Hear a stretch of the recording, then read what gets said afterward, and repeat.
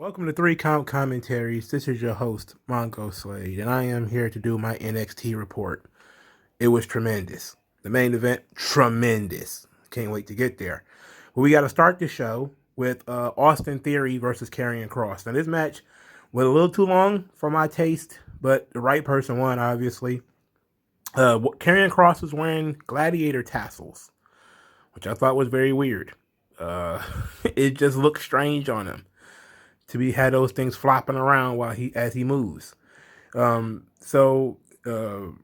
wins, elbow to the back of the head, then a couple of grounded elbow strikes and a choke. Austin Theory did not respond. Therefore, the referee stoppage. There was a Johnny Gargano Karrion Kross stare down. They still building that thing. They're still telling me about this happening. Then Finn was just hanging around, Karrion Kross just hanging around over his shoulder, just looking at him. Then Kross turned around. Finn Balor walked up to him. The Prince don't wait no lines. I want my rematch. To which Kross was like, well, I want that as well as you do. See you in 2 weeks, sir. And it was set up in 2 weeks. Karrion Kross versus Finn Balor for the NXT Championship on TV. That is a big match that they're doing at the end of May, and they have a pay-per-view in the middle of June. So it's a good choice. They're pulling an AEW on this one. But I'm glad they're not going to try to drag this on to a pay-per-view. Okay. But Karrion Kross and Austin Theory, exactly what I thought it was going to be. It was just a little too long. But it wasn't bad by any stretch. It was just too long. So we get William Regal. William Regal's in his office as usual, probably having tea and eating crumpets. And then here comes Leon Ruff. Leon Ruff comes in breathing fire, mad that he says he wants to wrestle. William Regal like, the beating you took last week, I cannot let you wrestle. Leon Ruff's like, look, I went to the trainers. I'm good. I can go. And Regal was like, nope. And then Leon Ruff pounded the table, knocking over the brass knucks, and just was like, what do I gotta do? And Regal was like, what the hell has gotten into you? It's not happening. Security came in and took Leon Ruff on out of there. So later in the show, we got to talk about Leon Ruff's match, because he ended up having a match. Pete Dunn came out, and this is... I'm trying to fix my brain, I'm sorry. Shit. So Pete Dunn comes out, and Dunn is cutting a promo.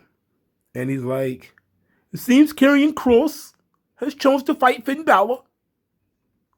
You can keep ducking me, but I'm the baddest man in NXT. I challenge anyone in the back to prove me wrong. And Leon Ruff attacked him from behind, which led to Leon Ruff versus Pete Dunne. Pete Dunne wins the match with a head and arm choke with some elbow strikes, and it was basically a ref stoppage. There was a post-match finger snap by Dunne on Ruff.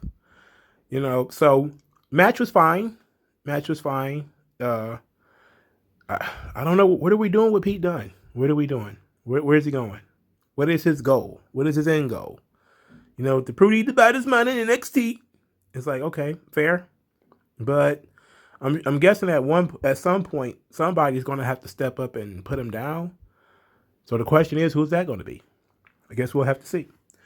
So the second match on the show, Fandango versus MSK, babyface versus babyface. This match, of course, popped everybody because as Nash Carter and Tyler Breeze are doing drop downs and leapfrogs, at one point, Tyler Breeze comes running towards the ref. The ref does a leapfrog over Tyler Breeze, who then gets drop kicked by Nash Carter, and the crowd went ape because the referee did a leapfrog. And you know what? It was a nice surprise, but I don't want this to continue. That's full indie shit, right? When you got the referees getting physically involved to that extent that they're popping the crowd, not a good idea. Okay. It was a pretty funny spot just for this match for the referee. I don't remember what his name is. I think it's Daniel Sharma. Hit a leapfrog. So it was pretty funny, but I don't think that should continue as a regular occurrence. Because I see stuff like that on the indies all the time, man. That's the last thing I need is referees that are too involved. So MSK just win with a heart attack neck breaker. There was a handshake between Fandango and MSK. Then they told Legado del Fantasma that they're not going to be hard to find. Everybody was talking to the camera tonight, or talking so the cameras could pick them up. I'm ready for Fandango to go bye-bye. I really am. MSK, they already have a program, so we have things to do. So Johnny Gargano goes to Regal's office to complain about Bronson Reed. He doesn't want to wrestle Bronson Reed. Doesn't think he should have to wrestle Bronson Reed. And then says, he asked William Regal, why do you hate me? Regal says, look, I value you. You're the North American champion. I think you should defend the title. And I even had marketing make these cool headbands that you were wearing. And then he continued to complain about having to wrestle Bronson Reed. He gets thrown out of the office. Then we find out that Bronson Reed gets attacked in the locker room by Austin Theory and Johnny Gargano. And then from there, we didn't see it. We didn't get to see the actual attack. We just saw wide body, thick boy, colossal Bronson Reed rolling around on the ground, saying he's going to hurt Johnny Gargano. And Gargano giggling and running away. And then we're told by Bronson Reed in a promo that he's sick of the way. He's sick of Johnny Gargano, and that he went to William Regal and he got what he asked for, and that is Johnny Gargano, North American title, inside of a steel cage. And I was like, okay, all right. Now, that's actually not that bad. That's not a bad idea. It'll force Johnny Gargano to not have the same match he always has. Now it would really suck if he still manages to have the same match just inside of a steel cage. That would suck. That would suck. That would suck ass. But I'm gonna give him a chance that he actually knows that he actually figure out how to work this thing here. Okay. Everrise they didn't make an appearance. They just kind of showed up and put a sign behind the commentators, which I thought was very strange. But it was a good way of featuring them without them talking or wrestling. So that's fine. We also got a Frankie Monet vignette. Frankie Monet vignette. She will debut in 2 weeks. So the same night that Cross and Balor will tangle, we will get a debut from Frankie Monet. That ought to be pretty good. All right, so the fourth match on the card, Raquel Gonzalez versus Mercedes Martinez for the NXT Women's title. This match was very solid. There wasn't a lot of cheating from the Raquel camp. I will say this: the commercials ate this match alive. I mean, the commercials, especially the picture-in-picture, ate this match alive. It was very hard for me to stay interested when you had so many commercials and they were so long. It was very hard. But there was some good stuff here. It was very physical on both sides. They kind of was mirroring each other a little bit. Mercedes Martinez did a spear on the ring apron, which I thought was pretty cool. That's one of the few times I've actually seen that. And Raquel wins with her powerbomb, her inventive powerbomb. That's kind of, it's a powerbomb. It's kind of a choke slam, kind of a powerbomb, but she won clean. Good choice, great decision.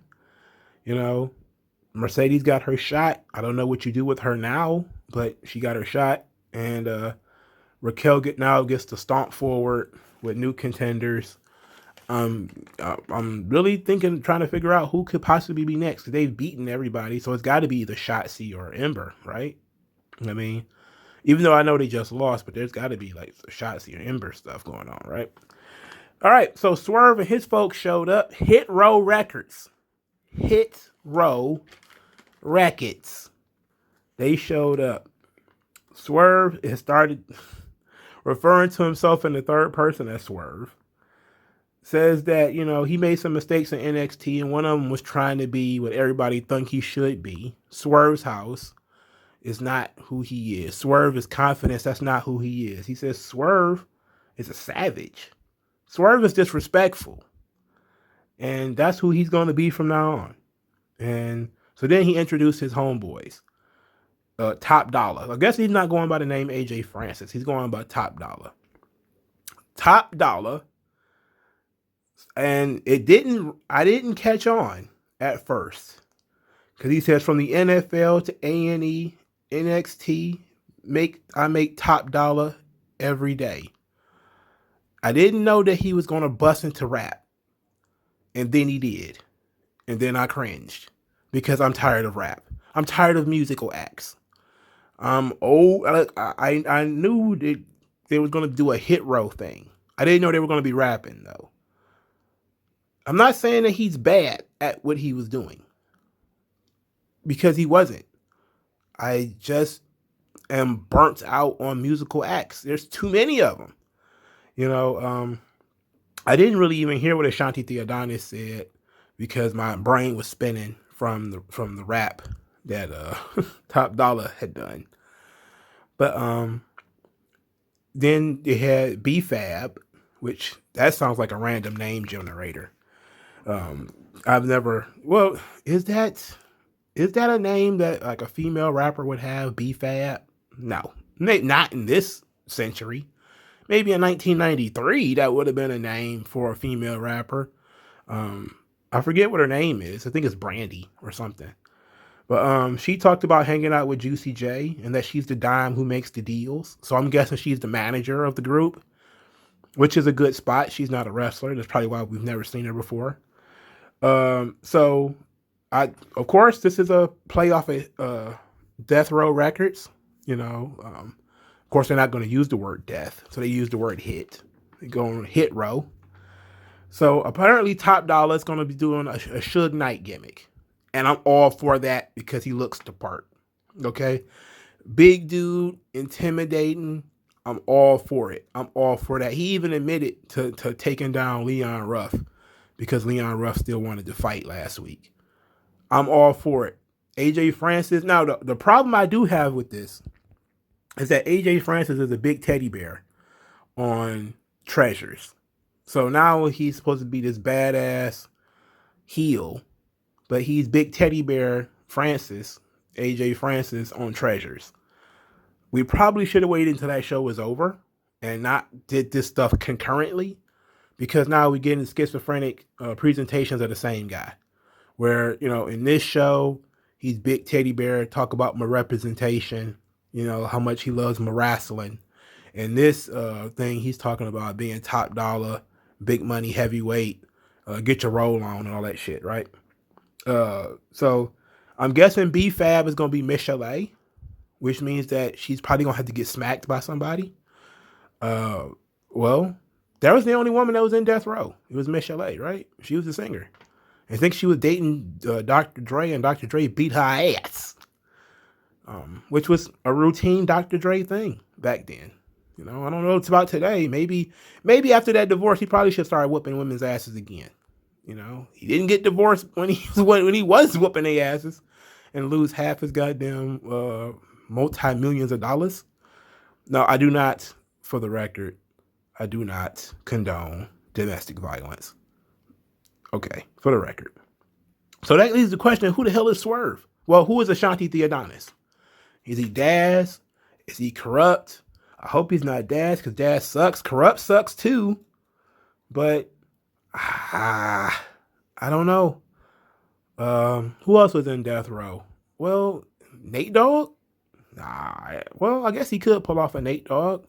But he seems to be, more interested in the fashion part of it. He's still doing, it's an extension of what he was already doing. The Ashanti Theodonis character has always kind of been pretty boy. That doesn't really fit this gimmick if they're going to be doing Death Row Records, because the last thing they had in Death Row was Pretty Boys. But it's an interesting, unique play on the character. So I'm interested in seeing what he's going to do, because I've always been a booster for Ashanti Theodonis too. I've been asking, like, I remember at one point I was asking every week where the hell he was. So I'm glad he's got something now. And Swerve, I'm guessing Swerve is going to just be Tupac, or maybe he's going to be Dr. Dre. Now Dr. Dre probably would be a more interesting role for him. Certainly he can't be Snoop Dogg. Could he be Snoop Dogg? I don't know if he could pull off Snoop. But obviously they're not. Hopefully they won't just start, acting these characters out. And I actually do hope Top Dollar starts acting like Suge Knight, though. We need that. If you didn't remember Lucha Underground, there was a guy who wrestled in WWE, Ezekiel Jackson. He was in Lucha Underground as Big Rick, and as Big Rick, he was essentially Suge Knight, and he was fucking awesome. He was fucking awesome as Suge Knight. Well, he was awesome as Big Rick, who was essentially Suge Knight. It was fucking awesome. It was that's the kind of stuff we need in wrestling today. That's what we need. That was great. That's why I love those first 2 seasons of Lucha Underground. So if Top Dollar can do that and stop all this rapping shit, we good. We'll be good. Now, if he's gonna be rapping, I don't know about my enjoyment of this. I did like the look of the Clique. They gelled. They showed us immediately what they were gelling over. They're basically a record label. So immediately they put everybody together. They showed you how to form a faction. All these people came out of nowhere. So they introduced these people, the people that you might not have known, even though Ashanti Theodonis has been around forever. But Top Dollar was on Treasures. But they did a good job of reintroducing these characters, telling people who they are, what they're about, the central idea of the characters, the central idea of the faction. And they explained everybody's role, essentially, as best they could. And unfortunately, they did it in rhyme form. So, of course, this led to, some people thinking that AEW created the rap gimmick. And they got rappers now. They're doing, and to mix this on in, a lot of people think just because Kyle O'Reilly wore a jean jacket once or twice, all of a sudden he's trying to be Orange Cassidy. He's absolute cringe, but he's not trying to be Orange Cassidy. Come on, man. I mean, it's just kind of like, I think they pretty much explained the whole Cool Kyle character by saying that this is him after he's let all the weight off of him. So now he's just being himself, and, he's not as uptight as everybody else. But this is obviously this thing where everybody says, oh, now they're doing rap gimmicks, as if WWE never did singing gimmicks and rap gimmicks and shit like that before. It's the idiot wars. They just will not continue. Even when you take them off of the same night, they do not stop. In any event, what Top Dollar did is a written rap that was probably written and performed, and what the Acclaim do is freestyle raps. Now, there really is there's a difference, but there really isn't much of a difference. Ultimately, the Acclaimed, again, they are a mishmash of several different rap generations. I don't like it. Top Dollar and HitRow Records are, I'm guessing, a more modern version of Death Row Records. So, I mean, obviously there's going to be a little bit more authenticity there. They're not carrying around a fucking boombox, because nobody does that in 2021. There is no boombox. Sorry. I know I don't want to get into the weeds about the Acclaimed, but it's the boombox and the big gold ropes and that kind of shit. That kind of, it's like, but it's like, it's one of those things where it's like Private Party and the Street Profits all over again, right? Where people was like, oh, they just made the Street Profits to copy off a Private Party, even though the Street Profits was around before Private Party. Well, at least in the national, as far as national, I know that Private Party technically has been a team longer than the Street Profits. But when you look at being a national, and plus they're not even the same characters, if we're being honest. But that's just kind of how it is in wrestling. There's no ideas original. Everybody's just doing their own spin on it. But I'm sick of rap gimmicks in general, for the record. But what I'm never going to get sick of It's Cameron Grimes and Ted DiBiase. So this was tremendous. There was a house auction, a lakeside home with 8 bedrooms, 6 bathrooms. It was an auction. It was going to the starting price was $2 million. And then Cameron Grimes he was bidding, and he's going up and up and up. And then he says, $8 million. And then, of course, everybody was like, oh. And then then obviously the voice, $20 million. And Cameron Grimes was like, who spends $20 million on a house? He just spazzed out. It was great. It was fantastic. And then he finds out it's Ted DiBiase. And he tells Ted DiBiase, you're ruining my life. Why? Why is he ruining his life? Anyway, Ted DiBiase, of course, laughed at him and then told him, like, everybody's got a price for the $1 million man, but you're no $1 million man. And of course, Grimes was deflated because he lost the auction to the $1 million man. Now, I knew they had to do something to scale the wealth, right? I think I was talking about this maybe a week or two ago, that they're two characters with undefined money, right? We don't know how much either one of them can spend. Now, we know that Cameron Grimes can cover an $8 million auction, but Ted DiBiase has at least twice as much money as. Why didn't JBL get involved? He really should have just sprinkle some JBL in here somewhere. It would be excellent if there was an auction and all of the rich characters, sans Humberto Del Rio, obviously, could be involved in this mess. And that would have been great. That would have been funny. If you do an auction with all the rich guys, that would have been funny. This was obviously great. This was fantastic. I still wonder where we're going with here, and obviously we're gonna have to bankrupt Cameron Grimes in some way. But I'm willing to take the ride. I'm willing to take the ride. Let's go.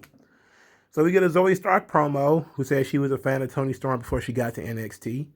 But the problem with Toni is that she stopped wrestling and started talking. And that Storm doesn't like her because she beat her in a match. Storm doesn't like her because she outworks her.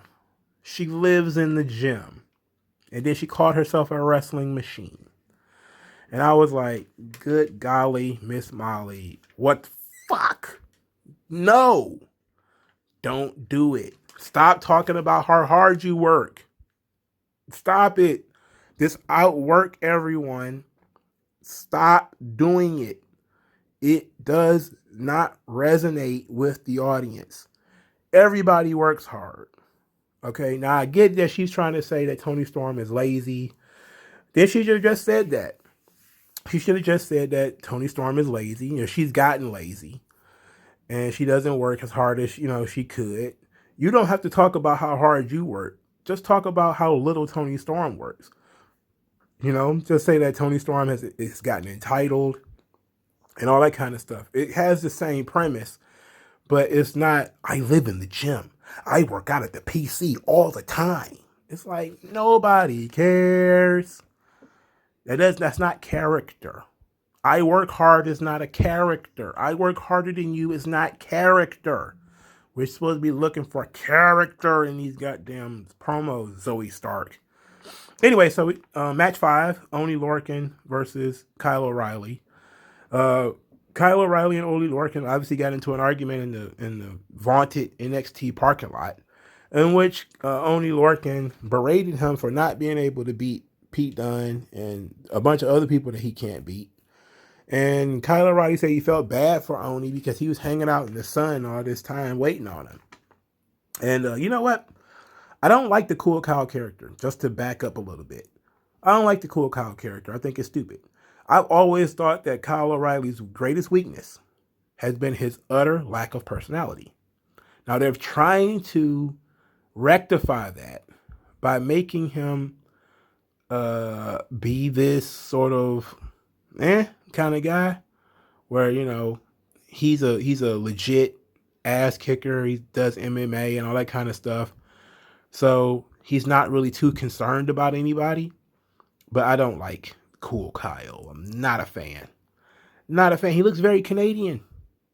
The hat, the fucking hat he was wearing, super Canadian. Jeez Louise. Now look, ain't nothing wrong. Look, I have a love-hate relationship with Canada. I have for the last 30 years had a love-hate relationship with Canada. I'm kind of we're kind of neutral right now, where I'm not, really mad at Canada for anything other than them being completely tyrannical to the individuals who live within their borders. But he's very Canadian, and I can't tell you anything Canadian that I find cool.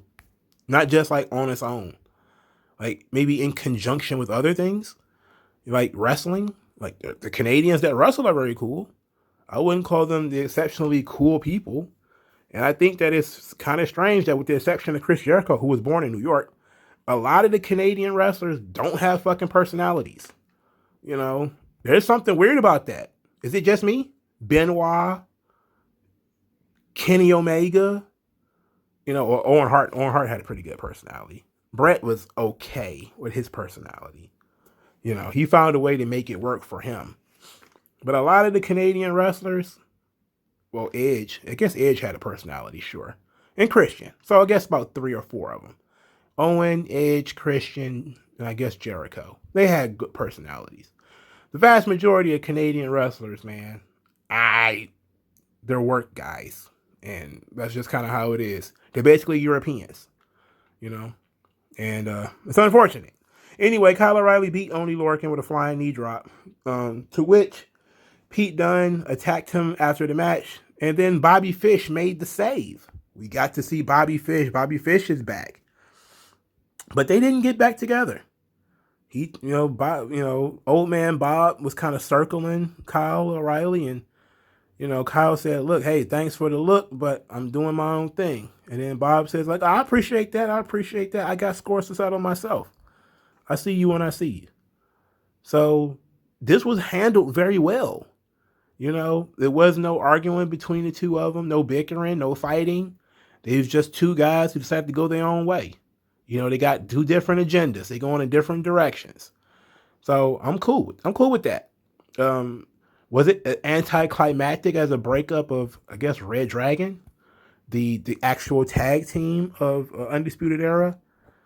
I guess. But I like the way they did this rather than these two guys fighting, or one of them turning on the other. This was actually very creative. And it actually leaves the door open for them to help each other later.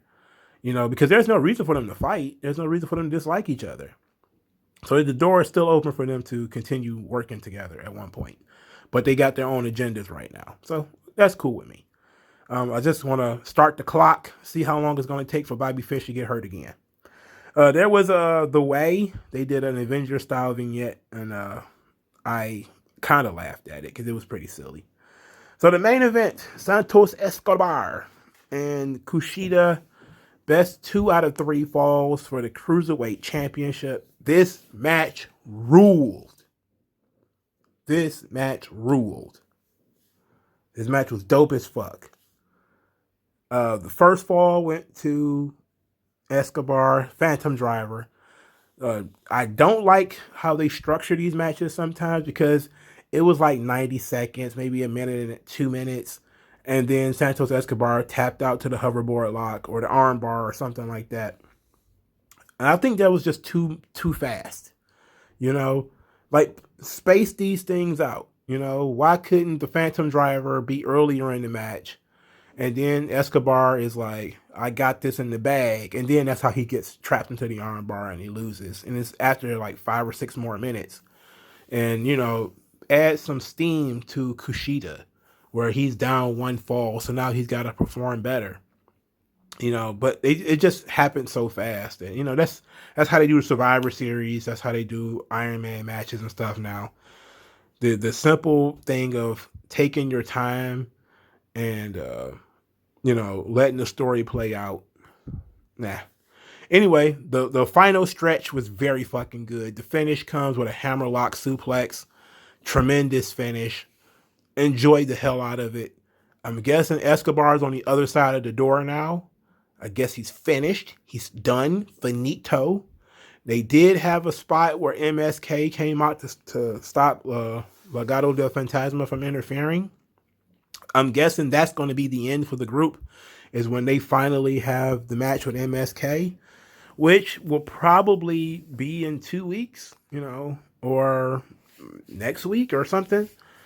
But Santos Escobar, he has done everything that he can do. Now, maybe he's going to hang around and maybe he'll be the opponent for Bronson Reed if he wins the North American title. But I read an article earlier today that says that Santos Escobar is 37 years old. They need to get him on the main roster immediately. He needs to get on the main roster immediately and get heated up. WWE is going to have a problem for the next several years of a lot of the guys just hanging out in NXT. Riddle was there too long. Damian Priest was there too long. Keith Lee was there too long. Not all of those guys are mid to late 30s. Santos Escobar is now late 30s. Not saying that they're old and it's dust or whatever. They're still going to be fresh faces, because guys are, taking their time to get there. They're still going to be fresh faces, and that's always been the problem. The problem is not your age. The problem is how long you've been around. Cena was kind of, needing to get pushed to the side when he was 37. He had already been running hard for quite a while at that point. Randy Orton too, even though he's not much older, But we need to start getting these guys mixed into the main events and the top spots quicker than what we're doing. Lashley being champion at 44 or 42 or 43 or whatever he is absurd. He was, he should have been champion years ago. I know that MVP wasn't there to help him out, but he should have been champion years ago. WWE holding on to these guys in developmental and holding them in the mid card. What the fuck is the point? Look at Cesaro. Cesaro is late 30s, probably early 40s. What are they doing? What is the purpose of you waiting until a guy to get 40 before you start putting some steam behind him? That's ridiculous. Stop doing that. And, I'm guessing it's going to take Escobar like 2 or 3 years if he gets moved to the main roster immediately to really get over enough to be a main event act. By the time that happens, he'll be fucking 40. They need to, and I'm speaking on age because, 20, 30 years of wrestling, your body's going to start to wear down. Injuries going to start to pile up. This guy's been in the business since he was a teenager. We need to move this thing along if we're going to get any money out of this thing. And they need to get him off NXT immediately. Kushida can stay in NXT because, he's Japanese. But Escobar, as a Mexican that speaks perfect English, get him off of there. Get him on SmackDown. That's where he needs to be. He needs to be in the mix. But let me know what you guys think of this episode of NXT. It was tremendous. It was a tremendous episode of NXT. I thoroughly enjoyed the main events. Mercedes Martinez versus Raquel Gonzalez was good. The main event rocked. Great stuff with Ted DiBiase. And I like where we're going with most of the stuff that they're doing. I'm not, biting my lip furious about anything. I'm kind of on the fence about the whole rap shit. I don't really want that, but I like the idea of the group. I like the faction, like the cohesion of the group. But let me know what you guys think. And I'll talk to you guys later, man. Peace out.